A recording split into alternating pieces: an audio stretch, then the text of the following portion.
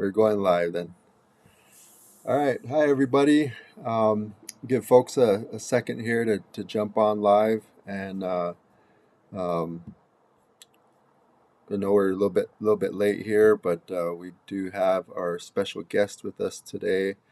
I will introduce her in a second, and then want to make sure that check in with Deborah and make sure that we are looking good on her end, since we have had some technical difficulties.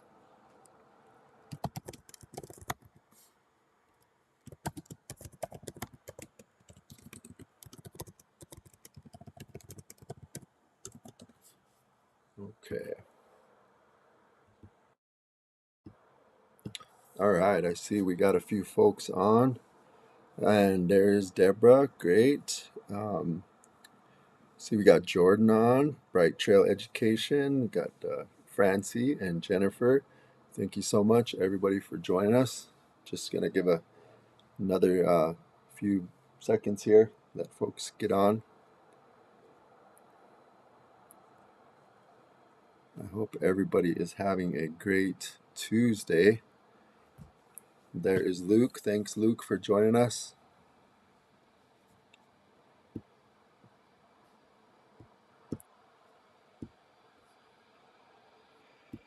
All right, we have a great start here, and I think we can go ahead and get started. Thank you, everybody, for joining us for our last webinar speaker series of the semester. I know you all are hard at work at classes, and on behalf of Dr. Reno and myself, just want to give you encouragement and finishing out strong, and so proud of you guys and just really excited.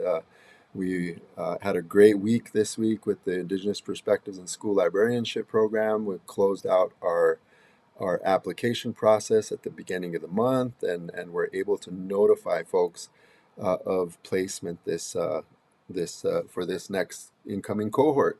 Some of your new classmates you'll be able to meet here soon as we get them onboarded over the the next few months here, and so look forward to introducing you to those folks. So we appreciate everybody that got out word and was able to ensure that we had quality applicants for the process. So thank you again, everybody. Uh, Today we have a special guest, and have been privileged to be able to work with her, and then also know the level of work that she has to engage in. And so just really happy to have Dr. Rebecca Turk with us here today.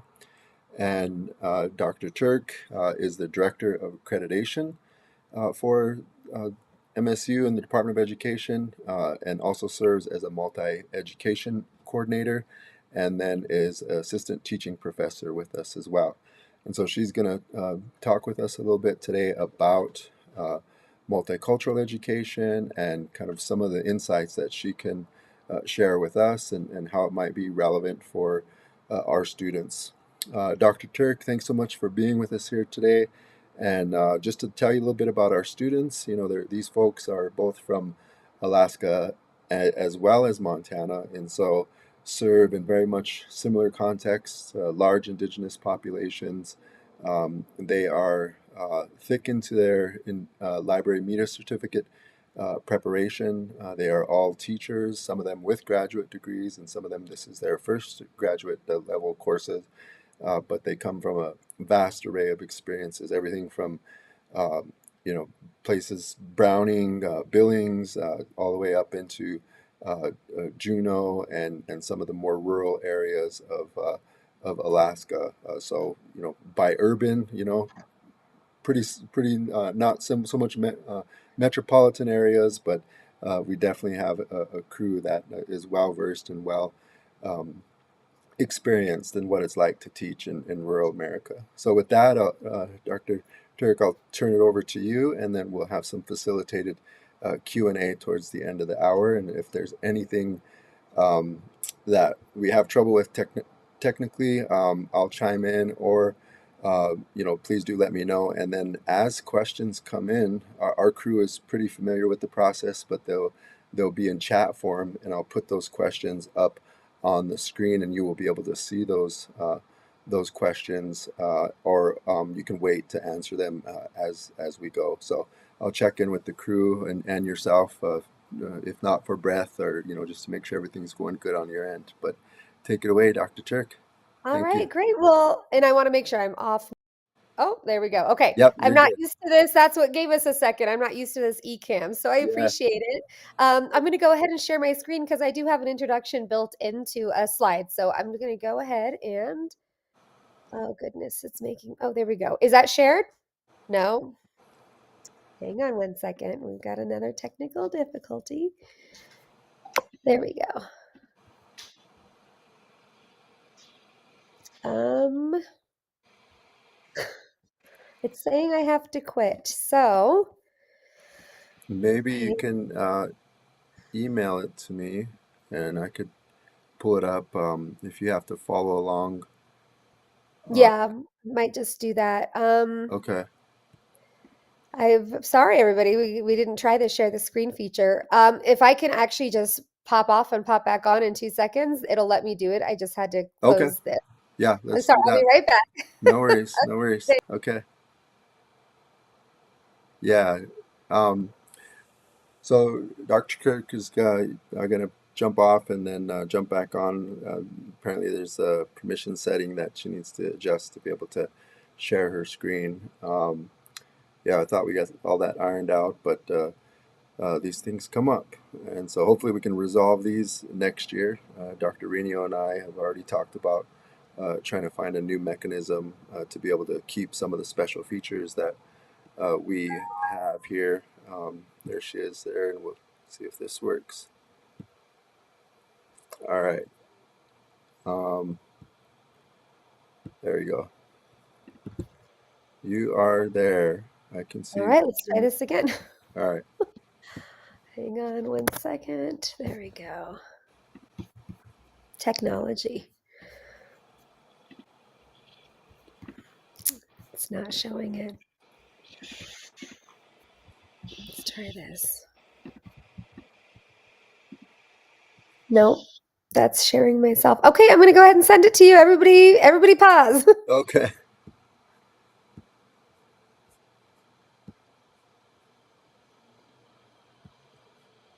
All right. Let me get to my email.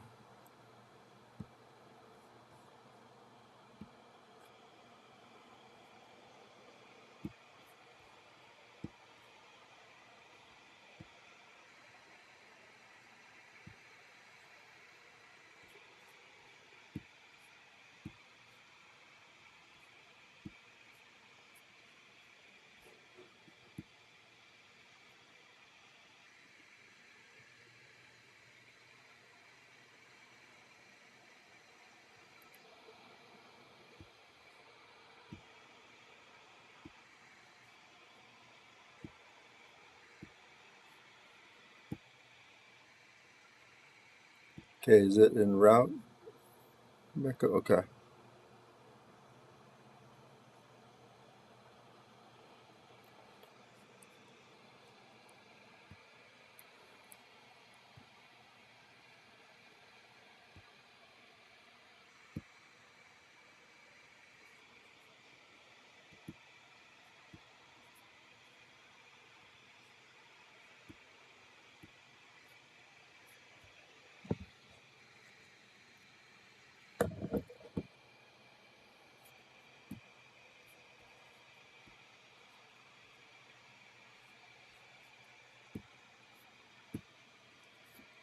Sorry, it's taking a second. It says it's loading onto the email.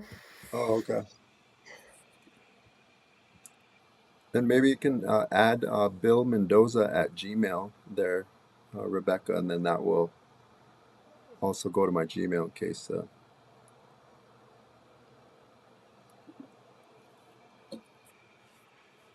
as you know, our Outlook can be pretty finicky on these Is that laptops. all together? Does Bill Mendoza all Yep, together? yep.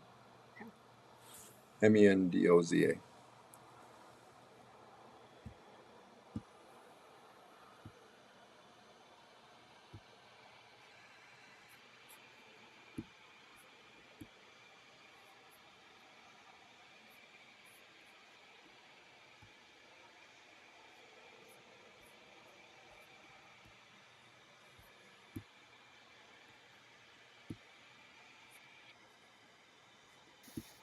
kind of a system jam. We're just gonna hang tight, everybody.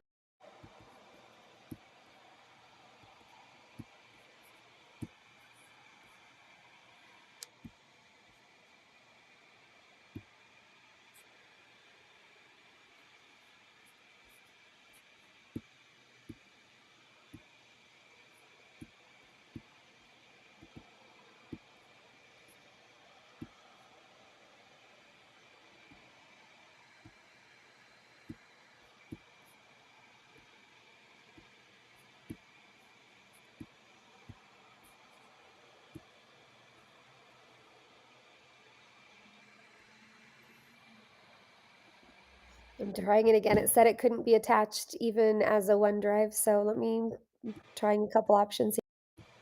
Okay. If it can be shared on uh, Google Drive too, I can do that. Oh, it looks like I'm frozen too. I don't know if you can hear me. I can always, I mean, I don't want to make people jump over to a different platform, but I can always put my WebEx address in the thing. Let me try.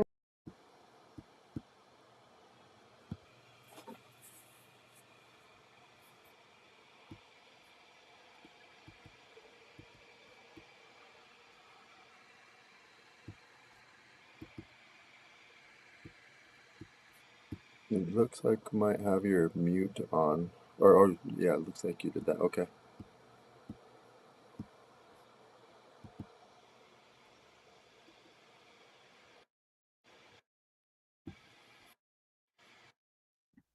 All right. Looks like it's headed your way, but my eCam is freezing on me, so if that bounces back.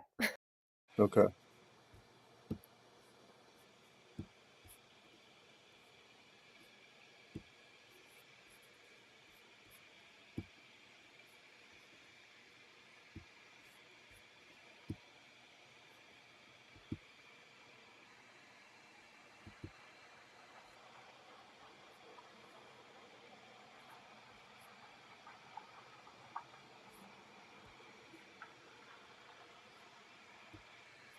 Hmm.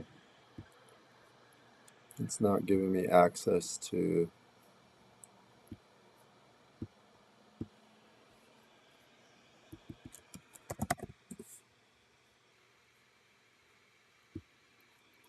Let's see here.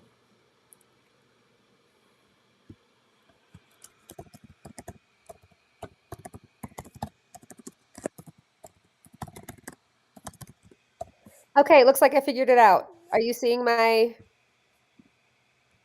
screen Um, with the slide? It I says it's am shared. not seeing. There we go. I Uh, now I can't with this open, I can't see the chat because I'm using it in a browser tab. So just you can feel free to stop me if there's a question Okay, or something. I'll put Are them we all on now. set? Yeah, We'll, great. we'll get there eventually. Well, hi everybody. Okay, so thanks for hanging in there. I saw a joke come across the chat. I didn't get to see the end, so I'll check on that afterward. But yeah, I talked to Dr. Radio recently about these webinars that you have, and such a great thing to be a part of. And something I've spoken about before, and I'm going to kind of bridge off of tonight, is cultivating risk takers in our classrooms. And my research is focused on English language learners. So, people who have a different first language than English, and they are in either a surrounding your school or your classroom, not only learning content, but learning English as their second or other language as well. And that can include all kinds of people, and infusing and using culture in our classrooms and our school environments. So, here's my oh, that's not my introduction. Here we go. So, hi, Dr. Rebecca Turk. I started at Montana State University last year. I've been here a year now, and I previously was at Florida State University, so quite a ways away. And I worked at the Center for Intensive English Studies there, which was all international students coming in to get their master's degrees and elevated degrees at Florida State, but they didn't have that English language proficiency high enough to join yet. And so they'd come through our department first, and then we'd send them off into their programs. And before that, I was a K-12 teacher. I've taught all grade levels, and my main area was ESOL, English for Speakers of Other Languages, and I would do sheltered instruction, pull out, and I would have contained classrooms of ESOL students. Um, and because we may judge each other on our preferred age groups, I was a high school. High school was where I was the longest and really loved that age group. But again, I've worked with all different ages, and I've also taught a foreign language in Florida classrooms, which was Spanish. So that's some of my background. My research focus is in curriculum and instruction, foreign and second language education, neurolinguistics, and I already mentioned English language learners. I've also worked with adults at tech schools and tech colleges and community college to go from English skills to GED to degree. And so doing pathway programs. So, what I am going to talk about today with risk taking is my last study was on motivation and mindset and how that influences our learning goals and the achievement we can experience in the classroom, and how us as teachers, how can we encourage a certain type of mindset in our students to have them um, create more learning outcomes for themselves and meet those outcomes. So I'll back up real quick, and some of our key things that we want to look at tonight are what motivates our students, what goals do our students have, and what goals do we have for our students. Centering, I always kind of joke, or not joke, with my EDU 211D, my multicultural ed bachelor's degree students. When it comes to lesson planning, when it comes to planning anything for your classroom, what are they going to be able to do by the end of your lesson? What do you want them to know? How are you going to make that happen? How do you facilitate that knowledge exchange? And then how can you measure it at the end? Those are the three main things we want to look at. But when we're talking about that middle chunk, how can we, or what motivates our students to want to learn what we're telling them is important? What goals do our students actually have? What are things that we can use to help them see that what they're doing contributes to those goals? And then what goals do we have for our students? So you may be, I saw this in Dr. Arinio's email, you may be familiar with self-theories of intelligence and maybe not, but this is where mindset theory was born. And then, so these are two theories frameworks I want to talk about, and then motivational and motivational self-system. So there are two types of motivation when it comes to learning. And again, a lot of my research is centered around language learning and cultural learning, but they can be brought into different areas as well and just learners in general. But instrumental motivation. What type of motivation does someone have? One type is instrumental, and this is learning for the purpose of accomplishing something else. So the learning is actually just an instrument in the plan. I'm learning to gain a result. And I don't know about you. I mean, no one in this chat has probably ever crammed for a test. When you're cramming for a test or you've procrastinated and you haven't given yourself enough time to really learn the material, but you're learning it instrumentally to be able to pass a test, and then maybe it kind of goes out of your head. So you just used that learning experience instrumentally. Um, Something else could be, students who don't see the value in what they're learning, but they still need to pass the class. So they're going to learn what they need to learn to pass, and they're using it instrumentally. There can also be a little bit of a blurry line between some of these. Something can be instrumental and integrative. So let's look at integrative motivation. So, integrative motivation is used to join a community or culture. So, maybe a student sitting in a biology course and they're thinking, well, what is this going to, okay, I'm just going to learn to pass the class. But if they're interested in the medical field or finding out what their goals are and connecting it can create their motivation going from, we want to manipulate that from instrumental to integrative. And that comes in with building relationships and knowing your students, but encouraging that integrative motivation for learning will actually create more retention and better success and achievement. So, this kind of integrative motivation creates a real interest in learning. It cultivates that wanting to learn for the purpose of learning, not simply to get from point A to point C and using the test in the middle there. So, mindset theories, self theories of intelligence by Carol Dweck. Within language learning, we use this as capability, but sometimes you'll see it with just simply ability. And this is how someone that self theories, it's how they think about their own intelligence. And I don't know if you've ever heard people, because I work with a lot of language learners, well, I just wasn't born with that thing that, to speak another language. Like it's my brain, I don't learn it as easily, or I wasn't born with that. And that can be common. I do not enjoy math. That is something that, I didn't have great math experiences in my K-12 environment. But I've probably said that a time or two where, oh, I'm a language person, not a math person. Right. And I just kind of write it off as such. But I'm showing a fixed mindset with those types of beliefs. It's not in me. I'm a different way. Fixed mindset believes the person is not capable of improving or learning. Or that they're, and that kind of goes with, I wasn't born with that. That means it's not there. It never will be there. And that there's a limit to intelligence. Like maybe if I spent an hour a night going over some different things, I might love geometry or love algebra again or something, or calculus. I could do better, but I'm not ever going to be where it's like something I really love to do. So I'm fixed mindset. There's a ceiling and a limit to everything. But growth mindset, this is someone who believes that they're capable of improving. They believe that they can continue to improve and reach a maximum level. There's not a ceiling or a limit to what they're able to do.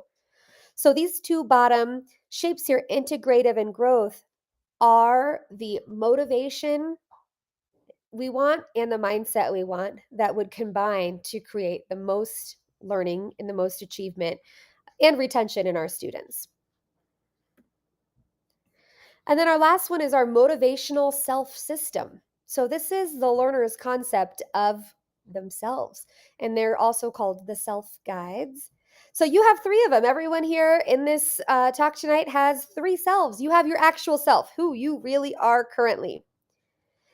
Then you have your ought to self. So I'm going to go back a little bit because we're talking about motivation and how people are motivated. So we have our actual self that doesn't change. It's factual who we really are. And then these two arrows are why we would be motivated to do something. So your ought to self, the motivation for doing something is because you ought to, or there's going to be maybe a punitive um, consequence, something like that. So this is the idea of where one should be or what one should do. They're not actually motivated behaviors. You're just doing it to avoid something bad happening. Like I ought to turn in my assignments so I don't fail the class. That's the reason I'm doing the assignments. I'm not doing them to learn. I'm doing them because if I don't do them, I'm going to be kicked out or something. That would be my ought to self. I want to avoid the negative outcomes that come from not doing something. So, this type of motivation is actually a prevention goal.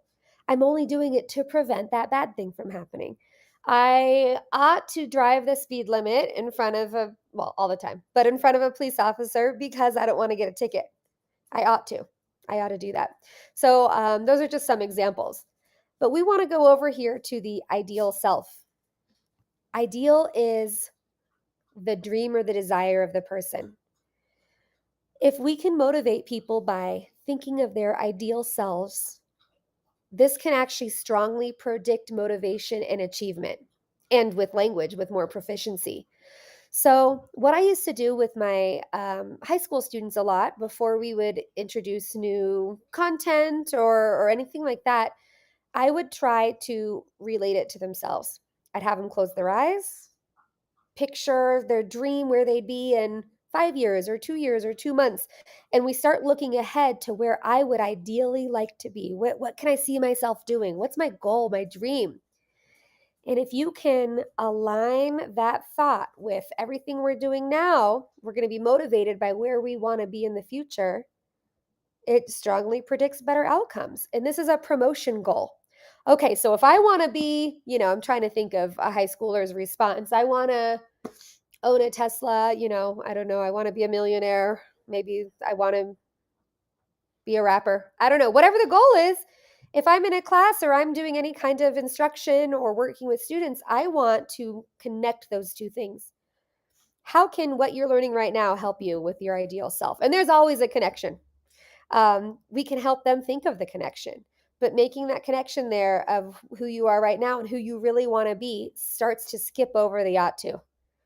Well, I'm only here because I required to be here. When, oh man, if I learn this, I'm going to be even better at what I'm picturing myself to be in the future.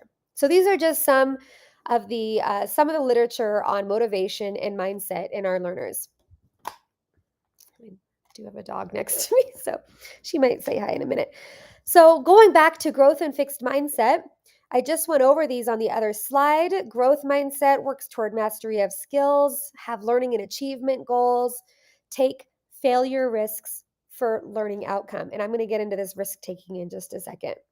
Fixed, the fear. I didn't go over these ones. So, fixed intelligence. A lot of people who have a fixed mindset have a fear of looking unintelligent.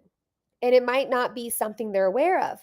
But when we think of how we have students answer us in a class, raise your hand, raise your hand, raise your hand. If you, and I know I think we have some people in this seminar that have already taught for a while. Do you ever have the student who just always raises their hand? Right? Always, always, always. Are they prepared? Do they know the answer? Students will raise their hand when they are pretty sure they know the answer. In order to have students raise their hand and take a risk, like raise their hand to volunteer to be wrong, is something we don't think about too often. How can I get my students to want to try? And if they're wrong, are they going to be afraid of that? Are students going to laugh? Are they going to think, oh my gosh, I just looked stupid in front of everyone? So these are the things we want to start noticing in our students. I'm sorry, do we have students who are willing to take risks in our class? And we're going to get into that in a minute, and that risk taking. But fixed mindset, they'll avoid that risk. Some maybe sit in the back of the room a little bit away from the teacher. Maybe will only respond if they're actually called on. They're not going to volunteer an answer because they're just not sure, or they don't want to risk being wrong. And going back to a student who might raise their hand all the time, they're showing some performance goals. They're going to perform and let you see the shining moments so that you kind of cross them off your list of like, oh yeah, they know what they're talking about, when they really only volunteered for the information they were positive, they were really sure of, and they are still doing some risk avoidance in some of the weaker areas. So I'm going to jump back over to growth. And these people with a growth mindset have learning achievement goals. They want to take the risk to know if they're actually wrong, to fix it. So this might be a student, you ask a question, they raise their hand, they're like, well, is the answer 12? I worked it out. Is it 12? And you're like, oh, you're so close. It's 14. This student might be like, well, do you mind showing me real quick? I want to see where I messed up. Right? So it's not the fear of being wrong. They actually are taking the risk to see where they can improve. They want to improve and meet those learning goals. So something we can do, I'm trying to keep an eye on the time. Something we can do is we can prime mindsets. We can actually prime our students to reflect these, whichever one we want. We don't want fixed mindset. So maybe the students have fixed mindset and we can prime them into growth. So let me go back to the priming. So we can prime them into growth. And we're going to get into kind of the environment of the classroom and how to promote risk taking. Now, I'm going to stop here for a minute to talk about underrepresented groups in classrooms, whatever group of people that might be. It can be language, it can be ethnicity, race, gender, anything where someone is a minority in a classroom of their peers.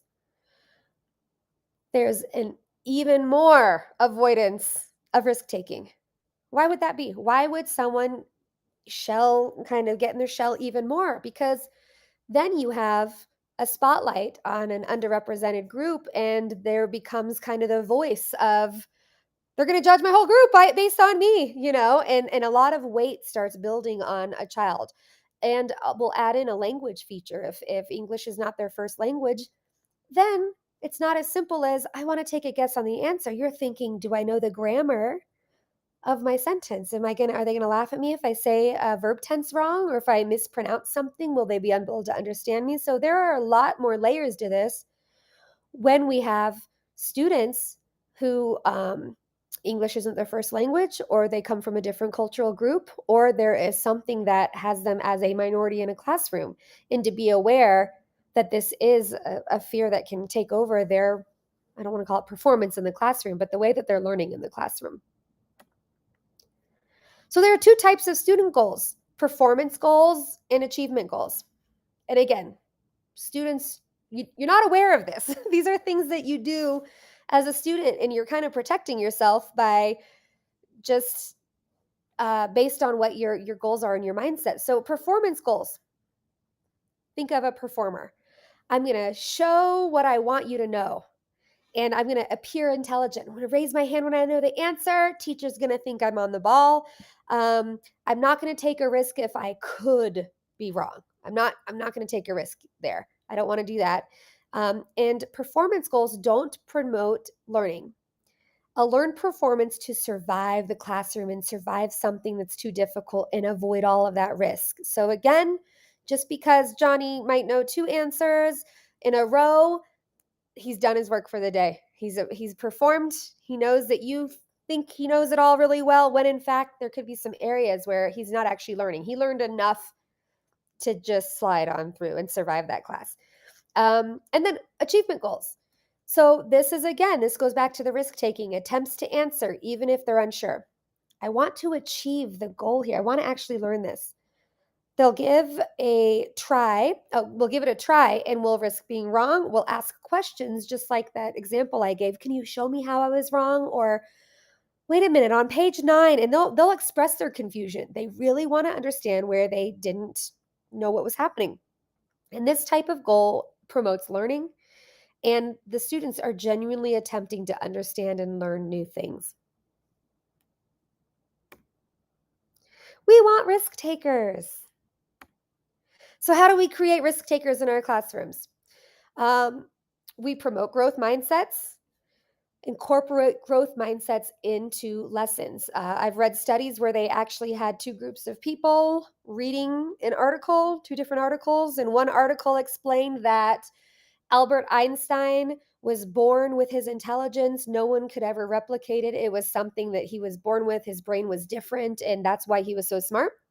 And then another one that said he was born with average intelligence, just like everyone else, but he was intrigued by things and sat down and learned, and so had that growth mindset. And then they took those two groups and did a study with them. And the ones that had Albert Einstein born with, general regular intelligence, and then he grew, had growth mindsets. They were like, oh, okay, so he wasn't just born with it. So anybody could work hard and get to that level. And they exhibited growth mindsets.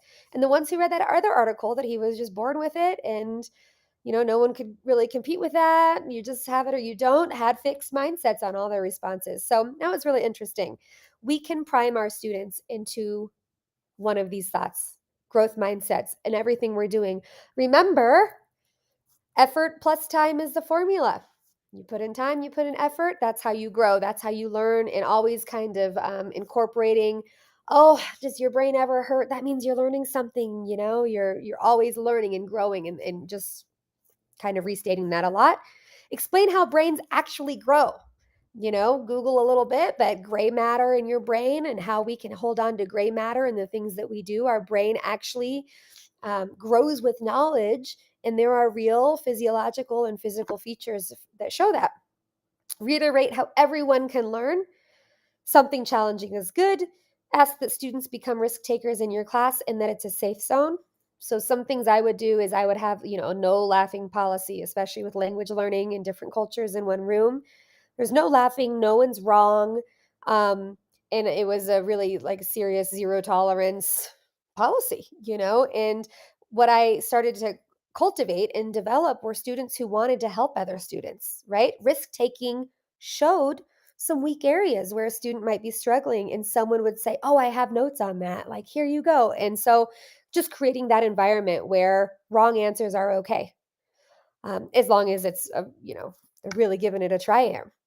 Encouragement for answers. Oh, that's the next one. Even wrong answers. You're close, but not quite there. So I've been in classrooms. I used to do a lot of teacher observations, and there are different methods of doing things, but nope, that's wrong. Okay, you try, you give it a try over here. Nope, mark an X on that one.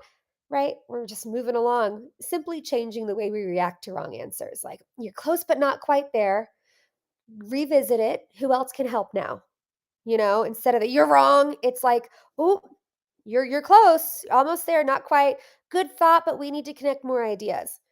I see what you're thinking, but let's go back to apply it more adequately to this task. Good try, but you're missing something. Let's phone a friend, and you're getting people involved. And so simply changing the way we react to asking questions in our classroom and their responses can make that environment for risk takers. And then cultivating and continuing. No tolerance, talked about that. Interactive lessons where we are wanting the students to, we're kind of constantly informally assessing where they are, during our instruction. Varying styles, reference sheet cahoots, all kinds of learning styles, whiteboards, discussions, flashcards. And then I had a slide specifically. Again, I'm kind of piggybacking off another talk I gave for a DEI seminar a few weeks ago, but risk taking for neurodivergent and English language learners. So, risk taking may look different for different learners. More risk avoidance for non majority students. I talked about that a little bit. I'm trying to go somewhat quickly here, but more flexibility from instructor. Just because you're asking questions, people raising their hands, we can allow more time for someone who, especially if English isn't their first language, let's give them a second before we phone a friend. We don't want to cut off that train of thought before they can even get the words out. There's a lot going on when we're answering a question about content, thinking of grammar, thinking about pronunciation. We're transitioning languages in our mind. It slows everything down for a second. So we don't want to push that risk taking when it will interfere with learning. So neurodivergent and ELLs and any minority group in the room, we talked about this anxiety can build. It's kind of a weight that has been expressed that can be carried, and then the anxiety of if I get this wrong or things like that. And so being aware of that, being aware of maybe this person isn't simply being performative or not being risk taker. There could be other things going on. They could not feel comfortable answering in front of the class, and that's okay. So we don't want to push it when we know there are different levels of things going on. And how do we know that? Relationships with students. I've had students that let me know there's too much anxiety to answer in front of the whole class. If they mess up, people have made comments or something. And so I really appreciated the way that they let me know what was going on, and we could follow up outside of the classroom in the hallway. And I'd say, "Okay, tell me what you learned. Let me hear. What were your takeaways?" And they were excited to share when there wasn't a spotlight. But accommodating other learner needs while still promoting risk taking and growth mindset. Remind the student that you're aware this activity might be difficult for them and that there's another activity option or another way to measure the outcome. And that's what I did with pulling my student in the hallway. What was my goal that day? What did I want them to learn? So the student didn't feel comfortable, having a spotlight on them in the front of class. Is there another way I could measure that student's learning outcomes? Yeah, we went in the hall. Student did great. So being able to pivot a little bit and accommodate and adjust and modify so that we're able to actually measure what the goal was. Was my learning outcome for that class to have to for a student to raise their hand and speak? No, that wasn't the learning outcome. I wanted them to learn the material. How can I measure that in a way that's comfortable for my student? And then remind the student, oh, just said that one. Always circle back to what should the student learn from this lesson? Just said that. Accommodate to allow for learner success. And then the last point, I'm trying to rush through just because we had a late start, is a shame response. And this can happen a lot, again, with these populations, is if something's wrong, right? Or if you're not quite almost there, depending on the environment, depending on the relationship you have with the student, shame can start to set in where it's like, I'm not sure. I feel like I'm getting them all wrong. And that becomes yet another anxiety that's piled on, or, those kinds of things. So these are just things to be aware of in our class as we are being culturally responsive, as we are uh, looking at our students charts, what are their proficiency scores? Are they under the federally mandated classification of English language learner and then legally required to have accommodations and modifications in my classroom? Are they part of another culture that is not the dominant culture in the class? How am I incorporating that culture? A lot of teachers I've worked with in Montana and through OPI and through the Montana English Language Consortium, I think it's called. So statewide teachers, there are certain towns right now that are going through the big housing first, and a lot of labor is coming in, and with a lot of the labor teams comes different populations that come in as well. And so some teachers have non-English speakers in their rooms right now, and they what do I how do I teach a non-English speaker? And so we're working on programs and supports for those. But with that comes, how are we responding to all of our cultural students and celebrating differences and learning, and incorporating those to be valuable in our classrooms? So let's go back and wrapping up here. What do we want to promote? Integrative motivation, ideal selves, growth mindset, and achievement goals. What do we want to look for? We're going to be on the lookout for performance goals. We're going to look out for risk avoidance, fixed mindset, and instrumental goals. Okay, went through that really quickly. I'll just end with this too. I do have some citations of where these frameworks and theories came from, but in about 1 month, I have a grant with Bozeman Public Schools and kind of partnering with OPI as well. And I'm launching uh, educulturalconnect.com, a website that has cultural materials for teachers specifically toward English language learners, and just other cultural components. So there will be resources there, trainings, videos, all kinds of things. So if you want to jot that down, it's not live yet, but it should be live in the next month or so. And then my email address, even though I sped through this, if you ever want to reach out or anything, please do. Please do. I'm available. So I'll stop sharing now and see if there are any questions on the other screen. Okay. Looks like I'm frozen. All right. Thank you All so much. Let me add myself in here, and then we are Do you going care to if I go. is it okay? Do we have time for me to address a couple of the comments or? Yeah, yeah. So Okay. let's add Luke's up there. He's kind of coming in at it as a, questions about different grade levels. So Oh, you can put it right there. Look at yeah, this. So and then Francie kind of engaged in with him as well. Well, it looks like I can only add one at a time, but let me add Luke's up there. Is it easier to focus on growth mindset with younger students? Does that get tougher as they get older?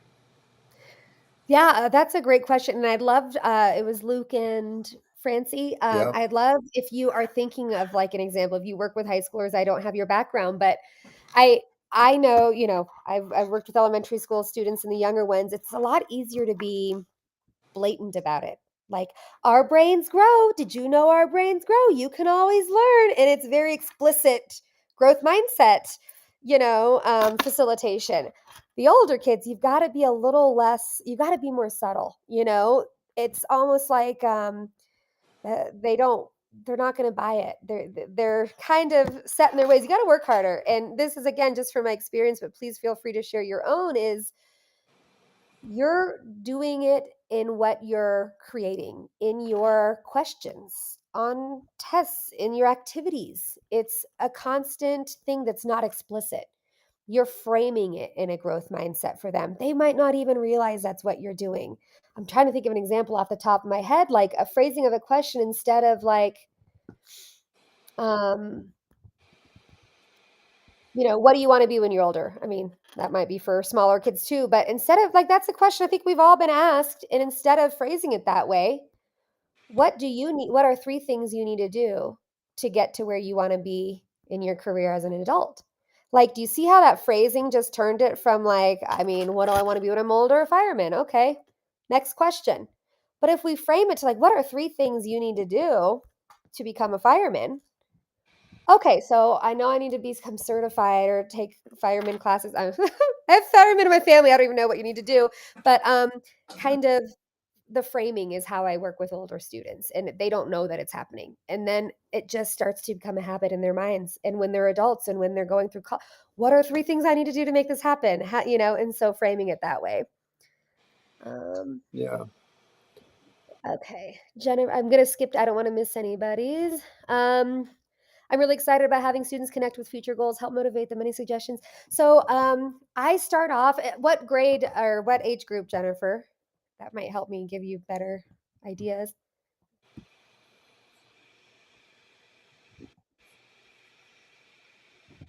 Let's see if she Yeah. chimes in here.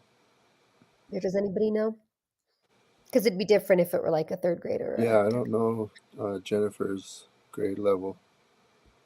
Well, Uh, we'll go high school, I guess. yeah, Middle conceptually, school. school library, servicing Yeah, a range of students, how might she yeah. structure But that I feel type? like what a great opportunity because of the K5, time. she's, Yeah, yeah. perfect. But I feel like a librarian has such a gift of not having that punitive, like, risk-taking. I feel like, again, I'm not a librarian, so please, but, there might be more of an openness with your child or with your students to communicate with you because there's not that pressure of, "I'm getting something wrong." Maybe you're the person they'll come to and really open up to, but okay, so K-5, future goals, I think it's so great to uh, I always I think it's great to plan ahead, but for such a young age, I like to focus it on interests. What do you love doing? Do you love drawing? Drawing can become an architect. Drawing can become an engineer. I never had anyone tell me about how like talents or enjoyment can become a career. It's kind of pick a career. Like here's a list instead of what are you good at and what do you like to do? Let's find something that matches that. And so I think it was a viral tweet, a year ago or something, where someone confessed that they're a writer today because one of their teachers said, "Wow, you're going to be a writer one, or you could be a writer one day," and like hung up their little book or their little essay they made, and they're like, "That stuck with me. It wasn't on my rate. I didn't know that was a job," he said. "I didn't know it was a job." And so that's something I think of. What do you like to do? What are you good at? And then showing that there are ways you can do that as an adult. So that would be my advice. Let's see. K5. Okay. This is Belgium. Jordan. She asks, I have a student from Belgium taking my online Native American Studies class. Is it wrong to grade him differently than the others? So, great question. So I keep an eye on the time. I want to be really sensitive. Yeah. So I don't want to encourage grading differently than others because there's a better phrasing for it. So I think maybe you even mean that. I'm not going to take your words at face value. But what we do with students who have a large cultural difference or large language difference is we want to take that into consideration during our kind of assessment. So the only way I would promote your grading everyone the same is if everyone had the same kind of background, right? Or everyone was a native English speaker, or everyone, there is bias in every test I've ever seen almost, right? Where Hmm. we're not considering that, well, depending on who makes them. And I've worked in predominantly, American culture classrooms in the US. And if I were to have, you know, a student who's from a different culture and the test says something like, I always give this example. I'm sorry, I feel like I'm rambling, but I'm going to take a first grade worksheet, kindergarten or first grade, and it says circle the breakfast food, and it has pictures, and there's waffles and eggs, there's apple pie, there's beans and rice, and there's pizza. So which one's the breakfast food? Oh, waffles and eggs, duh. Everyone should circle that. But if you have Jose sitting in your classroom from Mexico who eats beans and rice for breakfast every day, that's his breakfast food. Is it a biased test? Yeah. And so to not consider that, can you grade that fairly? This child eats beans and rice for breakfast every day. You're going to tell him he's wrong? And so considering the bias we have It's not on purpose. This isn't a blame session. It might not be on purpose, but being aware that this happens. And so, like for your Belgium student, for example, I don't have enough information, but trying to navigate. Now, if it were like one thing I've seen is if your students are turning in an essay, and the Belgium student has quite a few more grammatical errors than the other students, should you like mark off for that? I would not. That's, are you grading? Is it a grammar assignment? If it's Hmm. not a grammar assignment or a language course, I wouldn't be grading on that, but more of the conceptual learning outcome. I hope that's helpful. I'm trying to rush a little bit. And Yeah. again, feel free to email me. Um, his writings and responses are definitely shorter than others, but I cannot imagine how Oh, hard it must be sorry for about that. students. Yeah. Yeah. There we go. Back up. Yeah, I can see him over on the side over Gotcha. here too. Okay. Yeah. Yeah, and you know what? Bright Trail Education, it's okay if they're not meeting the learning outcomes.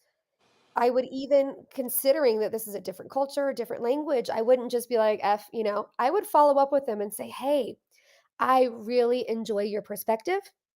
I really want to hear your thoughts on this. That's exciting to me, but I have noticed it's just a little less than what we're looking for here. What can I show you what I'm wanting to see?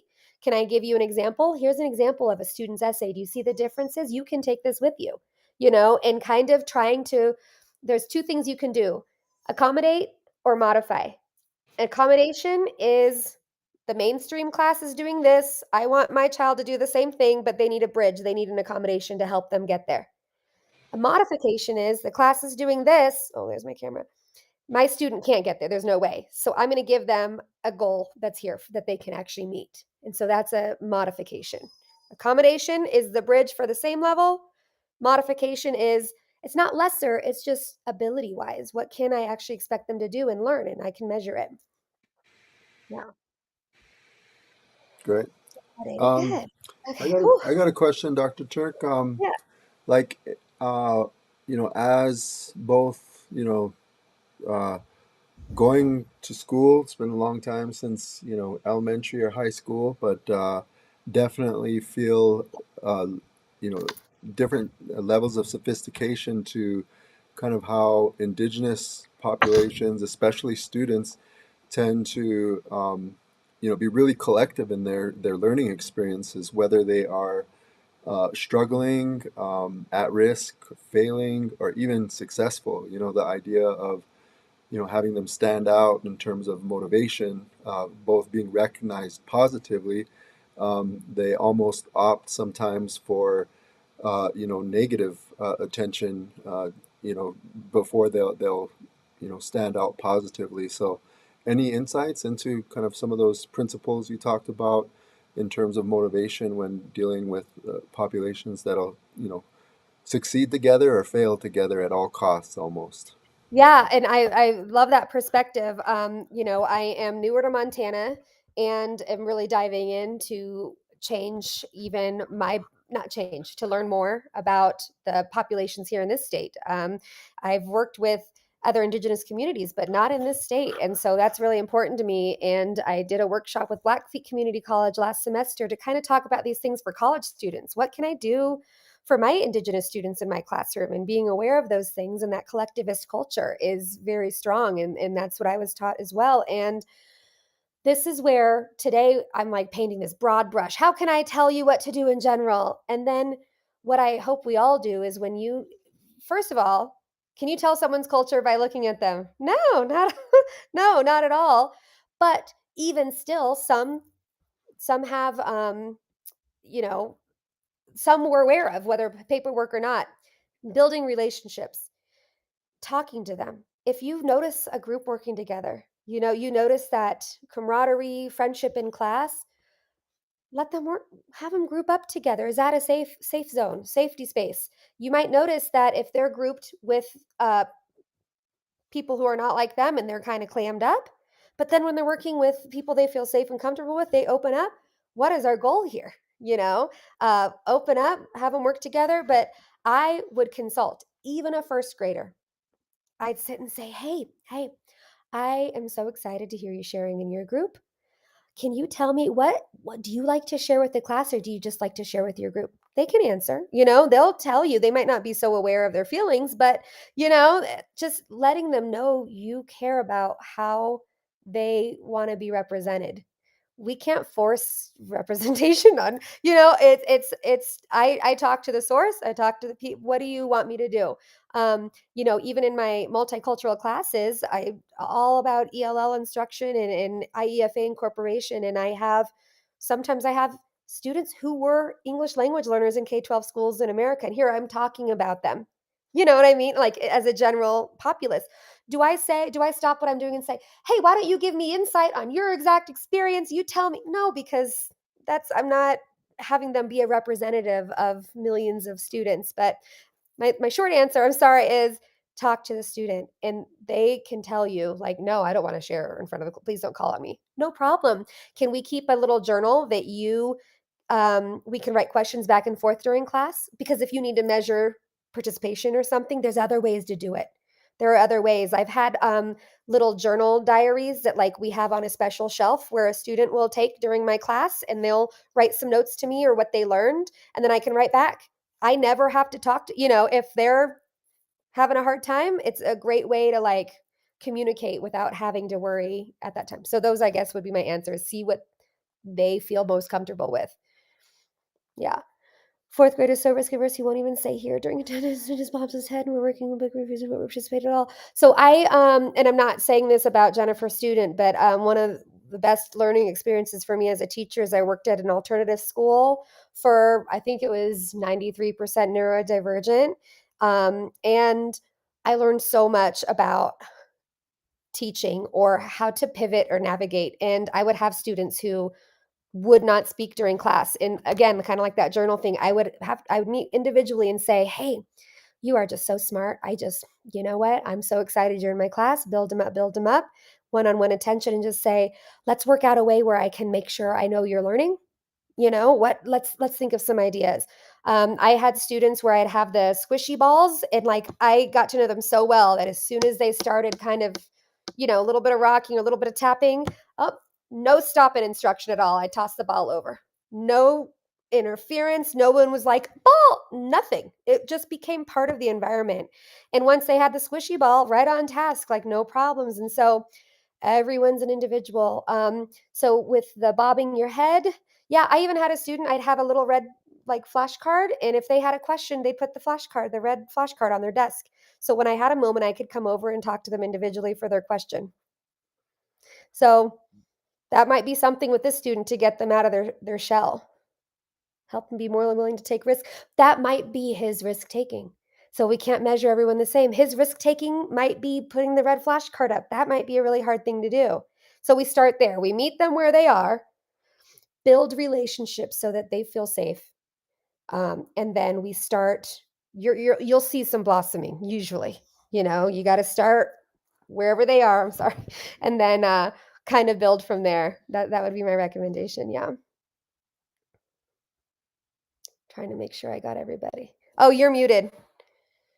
I saw you. Yep. Appreciate There that. you Thank go. you. Thank you, everybody, for those great questions, and Dr. Turk for really going through those thoroughly, and for your generous time. Apologize to Dr. Turk for the technology glitch, and to everybody else. We will do our best to get this fixed.